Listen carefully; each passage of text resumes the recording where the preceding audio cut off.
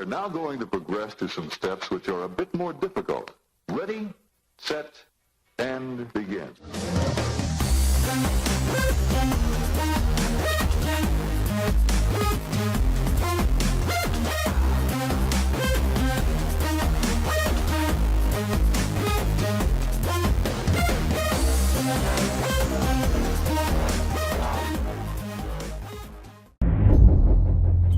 It's important to understand what the 5G is doing and what they say it's doing. We're told on the IEEE beamforming document that this technology cooked your eyes like eggs in World War II.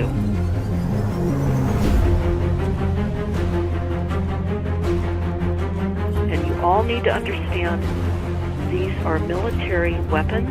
These are assault frequencies. If you garner nothing more than that, that's what you need to know. It's microwave radiation warfare. This is what this is.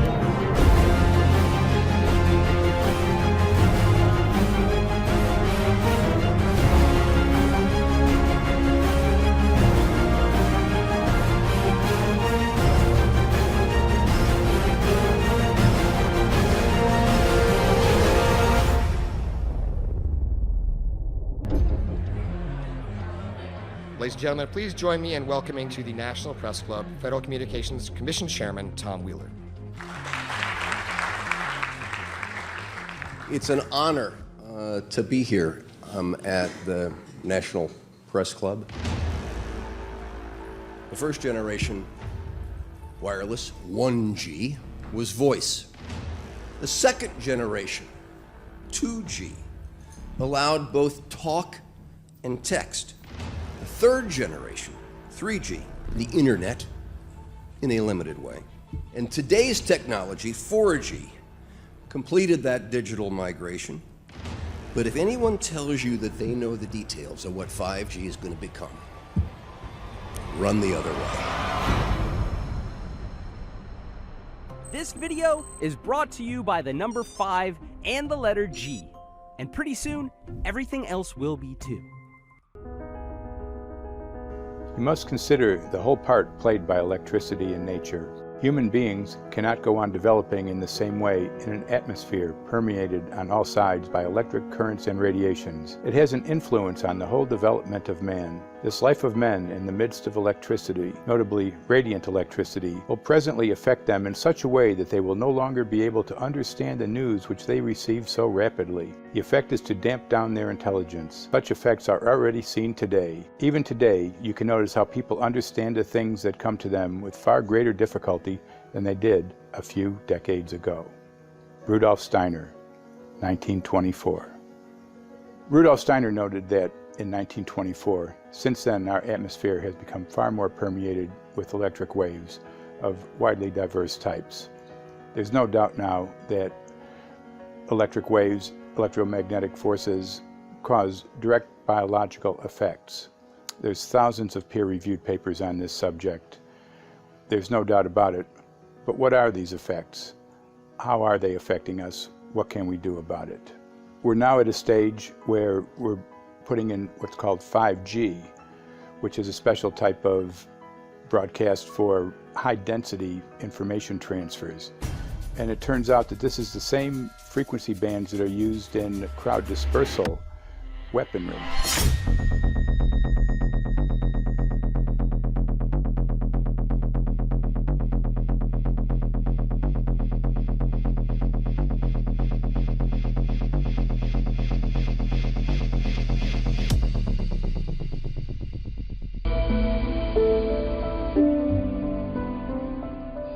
Well, I joined the Royal Navy in 1960, and I specialised in microwave warfare. Radar, obviously, which uses microwave, but they don't just teach you radar, they teach you all about microwaves and other uses. So I understood about microwave warfare and how it can damage people, how it can harm people. Microwaves then were used as weapons, as they are today. It is a perfect stealth weapon. And when governments don't like a group of people, for instance, the ladies who protest at Greenham Common in England about the American missile base they camped, they were microwaved. We microwaved Catholics in Northern Ireland to make them sick. It goes on all over the world. And it's a weapon that you don't know you're being targeted, because the dose is very, very low, which is actually more dangerous than a high dose. It's very, very low, and it may take a year or two, but you can cause neurological damage and cancers with low-level microwaves, and you can make all your opponents sick. It's a perfect weapon for a government. Our impulses are being redirected. We are living in an artificially induced state of consciousness that resembles sleep. Their intention to rule rests with the annihilation of consciousness. We have been lulled into a trance. They have made us indifferent to ourselves, to others. We are focused only on our own gain. Please understand, they are safe as long as they are not discovered. Keep us asleep, keep us selfish, keep us sedated. Yes, 5G will connect the Internet of everything. If something can be connected, it will be connected in a 5G world. Hundreds of billions of microchips connected in products from pill bottles to plant waterers, requiring massive deployment of small cells. We won't wait for the standards. Now, to make this work, the 5G build-out is going to be very infrastructure intensive. We must reject the notion that the 5G future will be the sole provenance of urban areas. The 5G revolution will touch all corners, and that's damn important. The interconnected world of the future will be the result of decisions we must make today.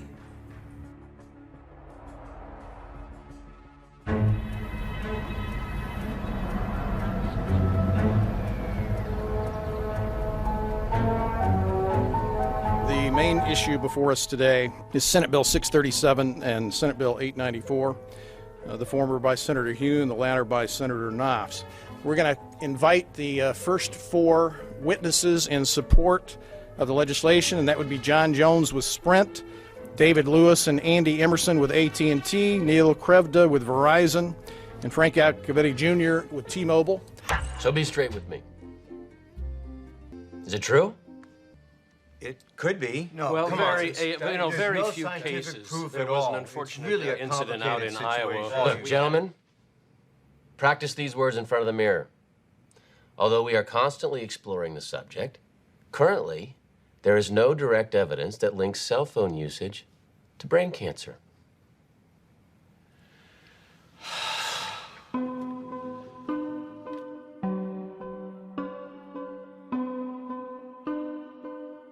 I'm Sharon Goldberg. I'm an internal medicine physician. I've practiced medicine for 21 years, and my background is mostly academic, internal medicine, hospital-based, clinical research, and medical education. I'm a certified Microsoft small business specialist. I worked on space station designing the cabling system for the airlock module, where I was responsible for EMI, EMC analysis, which is electromagnetic interference, electromagnetic compatibility. I am a professor in the Department of Epidemiology, Biostatistics, and Occupational Health, and I teach there both toxicology and health effects of electromagnetic radiation. My name is Daphne Tachover, and I'm the founder of an organization called We Are the Evidence.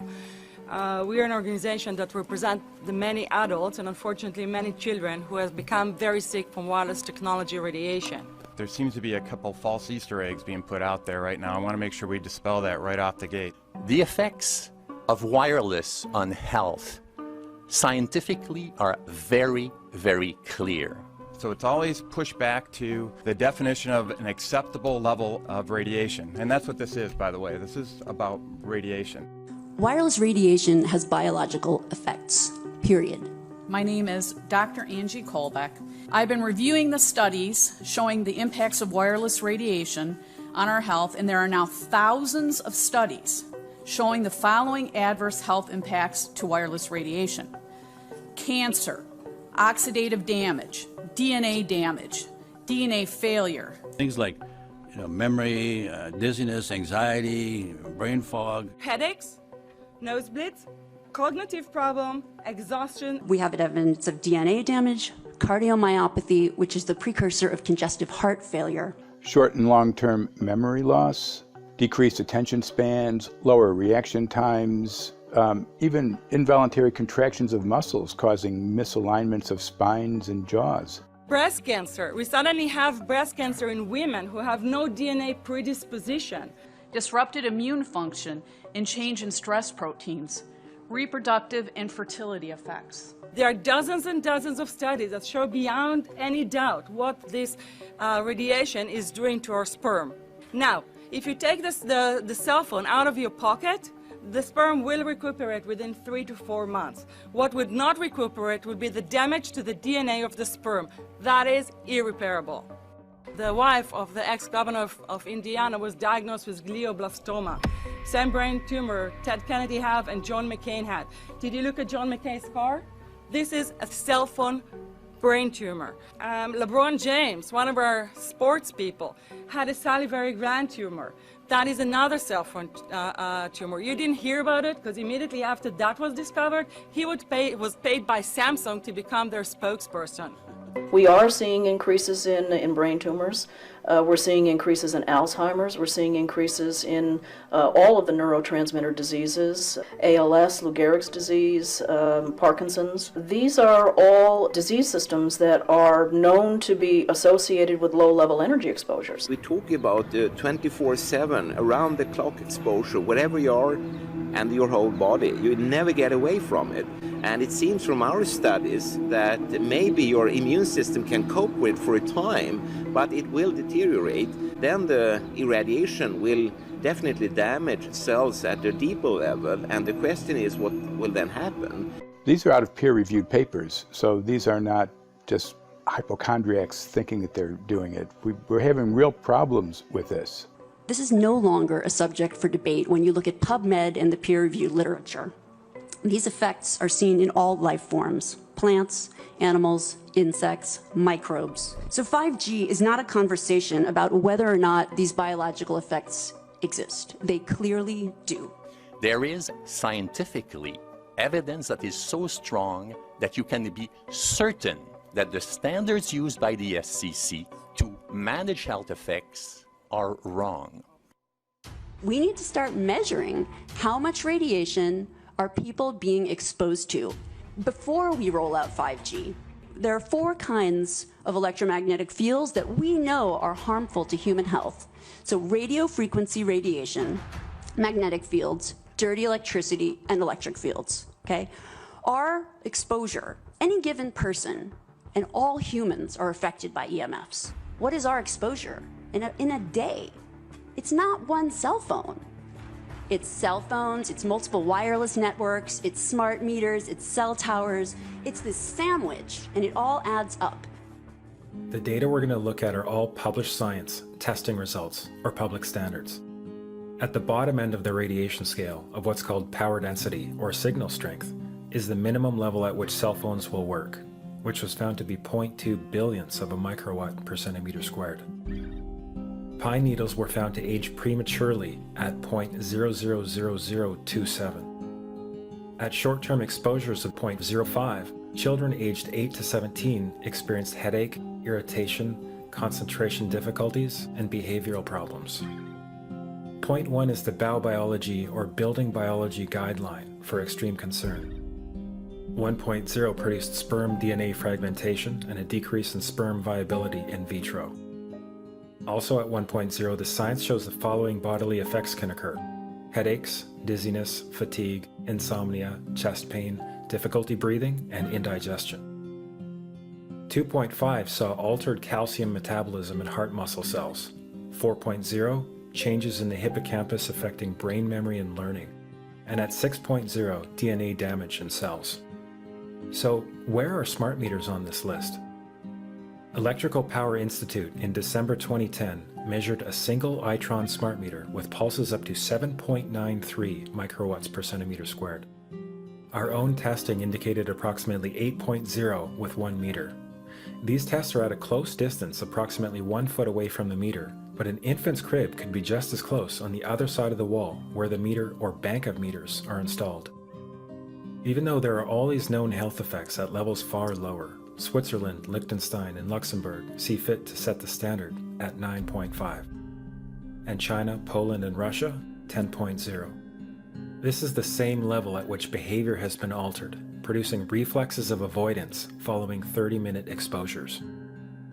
A room of 12 smart meters, very common and even a conservative number in an apartment building, tested at 19.8 microwatts per centimeter squared. This is hundreds of times higher than levels which clearly indicate harmful effects. So how can utilities and governments get away with forcing these devices on everyone? This is how. In Canada and the US and several other civilized countries, the safety limit is set at 600 to 1,000 microwatts per centimeter squared. This so-called safety limit is literally tens of thousands of times higher than levels which are known to damage health according to peer-reviewed published science.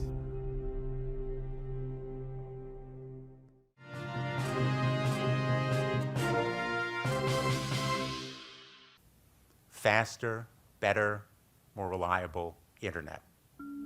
That's the promise of 5G technology, but there is also the peril. Health hazards associated with radio frequency that is higher also and requires more transmitters and antennas. The film you're about to see has no characters.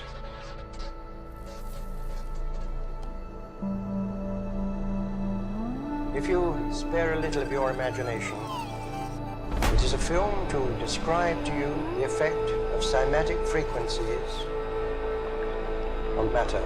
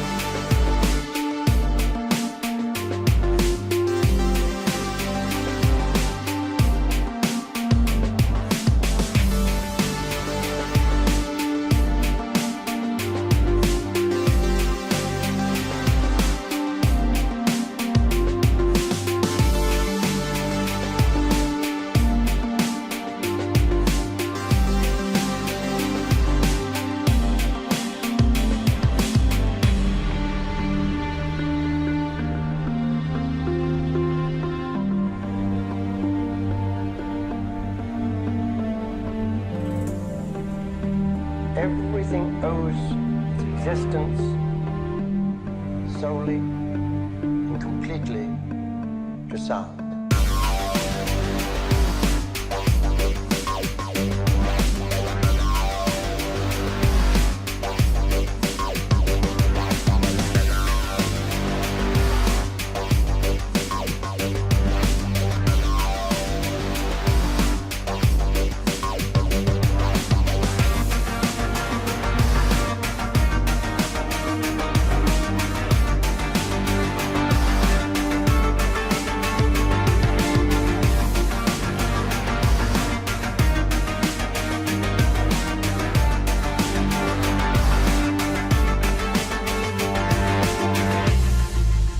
But if anyone tells you that they know the details of what 5G is going to become, run the other way.